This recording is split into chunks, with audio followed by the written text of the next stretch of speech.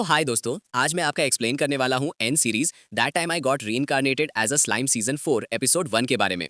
तो अगर आप चैनल पे नए हो तो चैनल को जरूर से सब्सक्राइब कर लेना। साथ ही में आप हमारे चैनल के मेंबरशिप को ज्वाइन कर सकते हो ज्वाइन के बटन पे क्लिक करके। एपिसोड की स्टार्टिंग होती है जहां पर हम देखते हैं सोना को, जो कि एक छोटा सा पाउच लेके हमारे रिमूरू को ढूंढ रही होती है और सभी तरह उसका नाम पुकार रही होती है कि रिमूरू मास्टर आप कहाँ पे हो। तभी हम देखते हैं कि इसी बीच में वो हमारे डेबो के पास पहुंचती है, जहाँ पे जो शियन होती है वो भी किसी चीज को बना रही होती है। तभी हम देखते हैं कि वो उनसे पूछती है कि क्या तुम लोगों ने मास्टर रिमूरू को देखा है।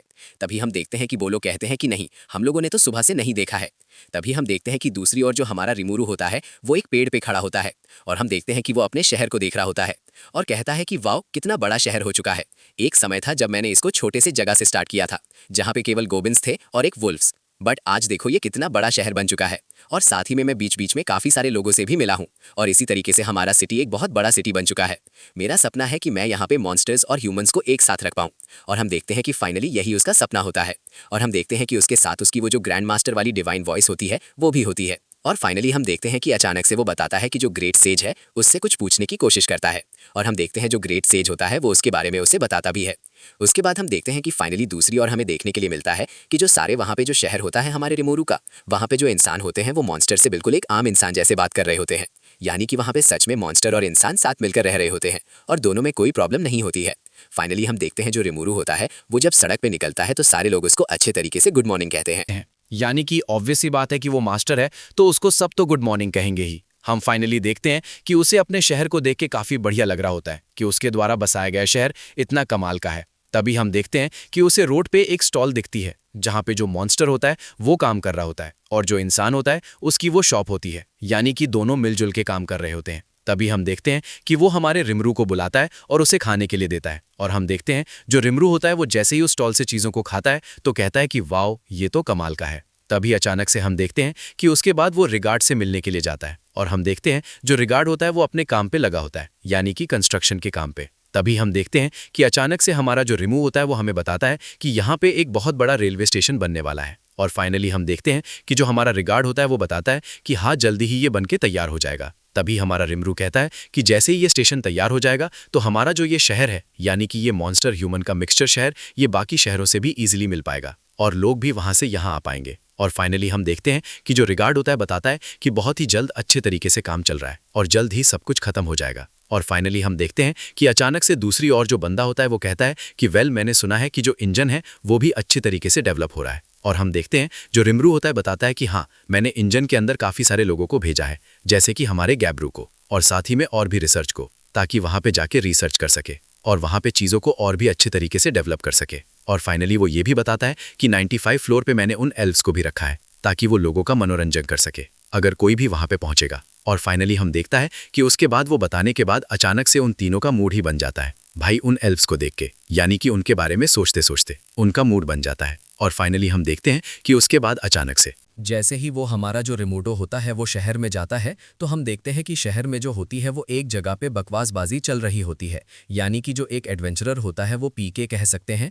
वहाँ पे मसला कर रहा होता है, वो भी किनके साथ, गार्ड्स के साथ, और कह रहा होता है कि तुम्हें पता भी है इंजन के अंदर क्या चल रहा है, हम वहाँ पे कोच भी नहीं मिल रहा है और साथ ही में हम उसके अंदर जा भी नहीं पा रहे हैं, यानी कि इंजन में फ्लोर्स को क्लियर करना बहुत ज़्यादा मुश्किल हो रहा है। और हम देखते हैं कि वो इसके लिए इन मॉन्स्टर्स को जिम्मेदार ठहरा रहा होता है।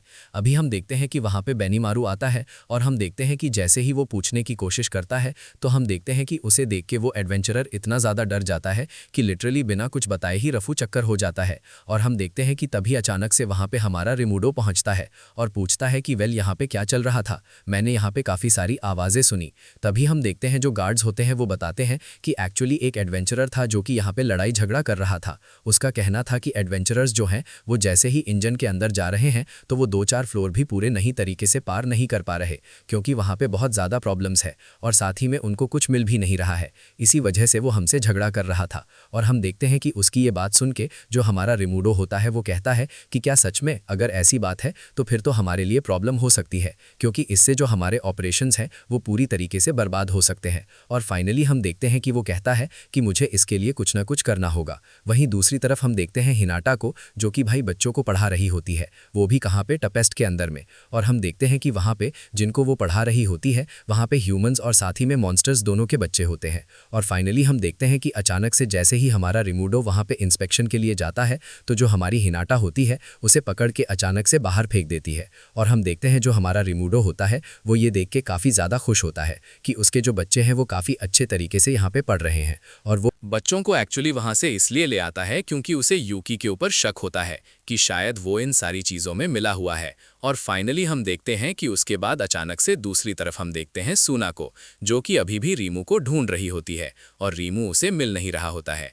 तभी हम देखते हैं जो रीमू होता है वो जैसे ही डियाब्लो के पास पहुंचता है तो हम क्या देखते हैं, जो डियाब्लो होता है वो एक चाय के कप में चाय पीने की कोशिश कर रहा होता है। बट वो चाय नहीं भाई, लिटरली जहर से भी ज़्यादा बेकार लग रहा होता है वो। बट हम देखते हैं कि जैसे ही रीमू वहाँ पे पहुँचता है तो हम देखते हैं कि जो वहाँ पे शियो होती है वो उसको तुरंत ही छुपा लेती है और कहती है कि कुछ भी नहीं चल रहा है। तभी हम देखते हैं कि अचानक से वहाँ पे हमारी सूना आ जाती है और हम देखते हैं कि वो रीमू से कहती है कि रीमू सर आप यहाँ पे हैं। और फाइनली हम देखते हैं कि वो अपना वो पॉकेट खोल के हमारे रीमू को दिखाती है।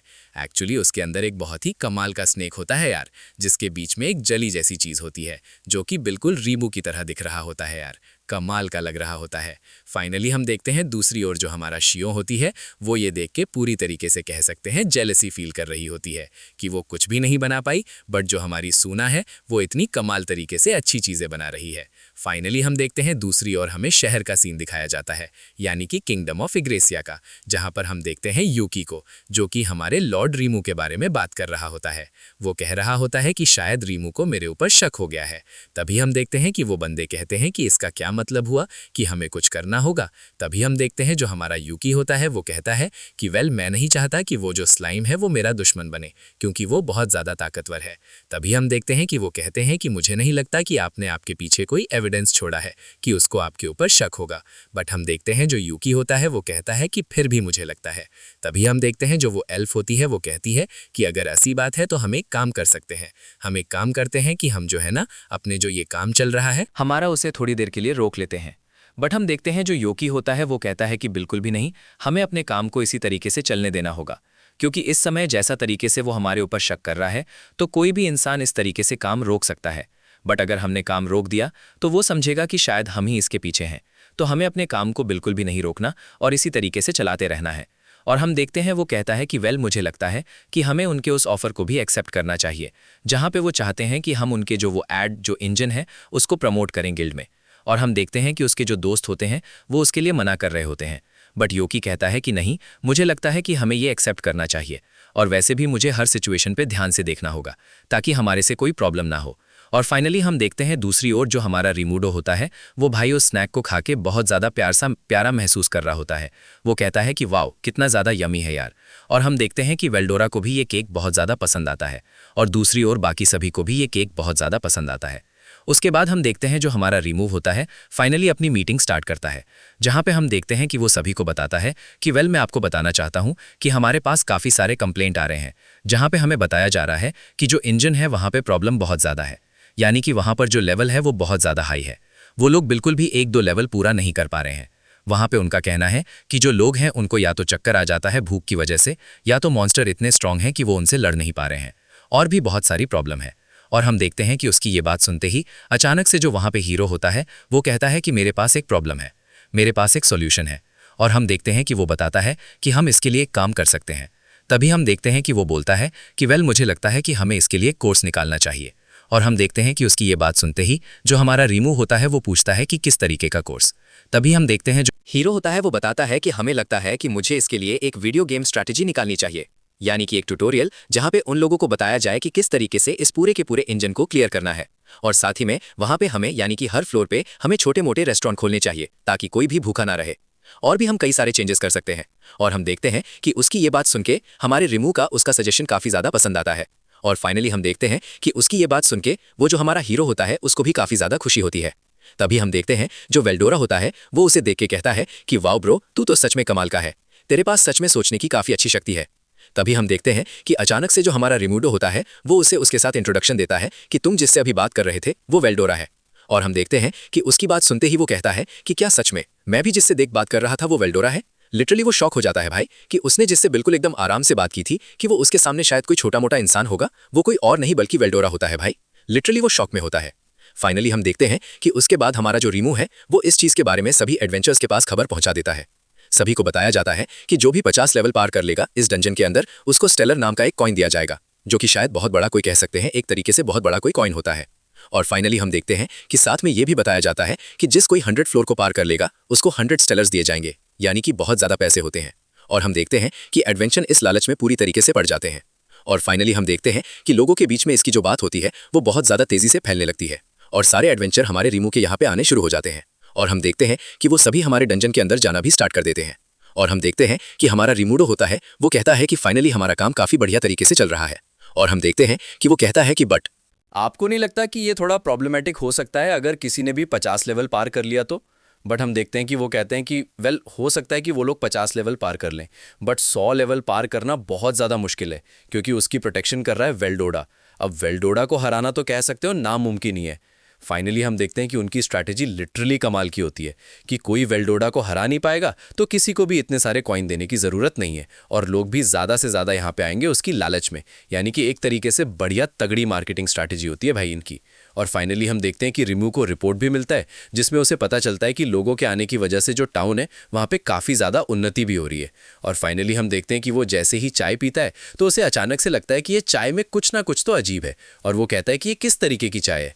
तभी हम देखते हैं जो शियोन होती है वो आगे आती है और कहती है कि प्लीज़ प्लीज़ मुझे माफ़ कर दीजिए, मुझे पक्का पता है कि ये बहुत ज़्यादा बुरा होगा, मैं इसे अभी चेंज कर देती हूँ। बट हम देखते हैं जो हमारा रिमरू होता है वो कहता है कि बिल्कुल भी नहीं है, ये तो लिटरली बहुत ही कमाल की चाय है, जिसे सुन के जो शियोन होती है वो काफ़ी ज़्यादा खुश हो जाती है।